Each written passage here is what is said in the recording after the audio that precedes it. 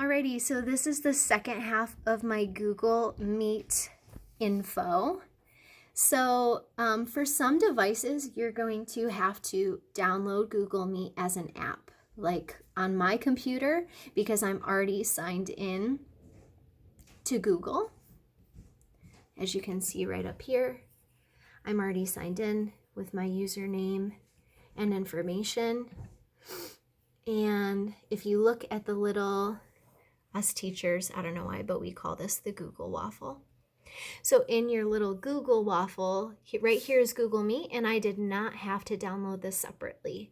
But if for some reason you're looking and you don't see Google Meet, that means that you have to go to your app store and download it. So here's what it looks like. So I'm just going to open it up. Your child will not be starting a meeting, but you'll be joining a meeting. So let me talk to you a little bit about how that will go. So I will obviously always be initiating the meetings. And so what I will do, parents, is I will send you an invitation on your email. And so you can go to your email and it will say to join the meeting. You'll click that to join and it will bring you to a screen like this, and you will start the meeting. If you open it up on your email, it won't bring you to a screen like this, so don't worry about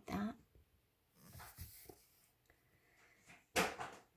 So when you click on that email link, it will bring you to a screen like this. And some type of little message will come up about needing to allow Google Meet to have access to your device and to your microphone, which is a must in order for it to work. And then you'll see the little join now button. It will probably say ready to meet, because I will have sent you that invitation, so I'll already be on. Here I am. So you do not have to add people. That will be my job. Hey. Okay, so here's your little, kind of like your sidebar down below to control your settings. Let me talk to you a little bit about that. This is your microphone. This needs to be turned on in order for me to hear you. If your microphone is not turned on, then it will look like this. So if you're having any technical difficulties, just make sure that your microphone is on, which will look like this, with no red slash. Also, your video needs to be on your camera in order for me to see you. So if you look at what that looks like, you want to make sure that your camera is on. If for whatever reason you want your camera to be off during the video conferencing at any time for any reason, or you don't want me to see you face to face, you can turn your camera off. And then this little icon will pop up. It might for you look like a profile picture that you have on your Google sign-in, or just your little icon. So there's my little M, which means that from my view, I will not be able to see you, or from your view, you would not be able to see me right now. However, if your microphone is on, I can talk to you and still communicate with you without seeing you. But if you want me to see you, make sure that your camera is turned on, and a way you can confirm that is by, in the right hand corner, this is what the viewer sees. So there's my face. So I am on live. Let's see, any other features that you should know about? This is a closed caption option. So if you click that, as you talk, a little closed caption appears, which is nice. I was actually conferencing with Mr. Peck earlier in the week because he wanted to practice Google Meet, and for whatever reason, his sound wasn't working. So while we were trying to communicate with each other to get things figured out, I couldn't hear him audibly. So I texted him and said, turn your captions on. And then I was able to see, as you can see, exactly what he was saying, and he could see what I was saying, and we were able to fix that problem.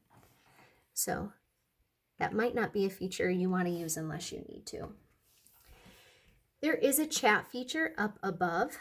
I will most likely be encouraging us, I will say no chatting during the meeting, because that's the point of meeting on Google Meet, is to have that face-to-face audible interaction instead of just typing to each other. So that is a feature that we might only have to use if we need to, if there were some type of technical difficulties and we had to communicate back and forth about solving those difficulties.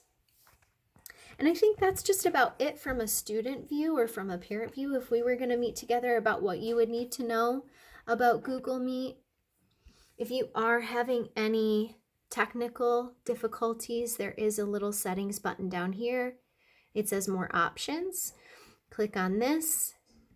You can change your layout while communicating. Spotlight is a setting where just the speaker is showing up. So let's say I'm speaking, my voice would be showing up on the screen only. And then let's say a child starts to speak, then that child's voice or that child's face would appear only on the screen.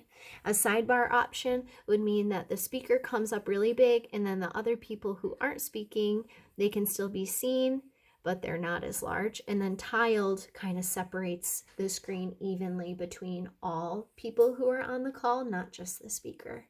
So you can play around a little bit with the layout if you wanted to. And I think that that is just about it. So I did find out that you cannot change your screen when you're doing a video to like flip it back to you, which I didn't know until today. So I'm just going to keep my camera pointed toward the screen. But when you're ready to leave the call, you click that little end phone call button. Let's say you accidentally left the meeting before you were ready to. There is an option to click rejoin. You'll need to give access to your microphone and camera again, and then you click join now again. And you'll be right back in the meeting. So I'm going to end the call for good, return to my home screen. And this is kind of like the home page of Google Meet. So anyway, I hope that was helpful and kind of eases your uncertainties about using this app if you have not seen it before. Please email me or contact me in the meantime if you are interested in using this app again, or having your child use this app to communicate with me, as this is not mandatory. So you guys have a great day, and thanks for your time.